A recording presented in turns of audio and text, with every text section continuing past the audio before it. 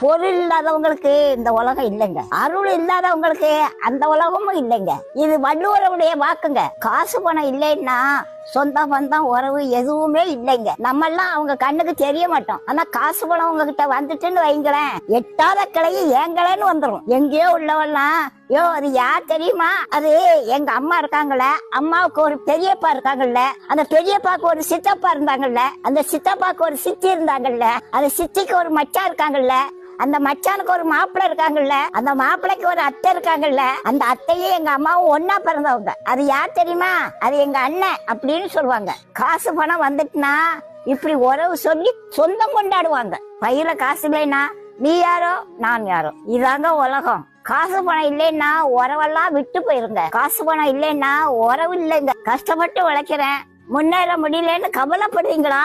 கவலைப்படாதீங்க, கடவுளால உங்களை ஒசத்த முடியும். காசு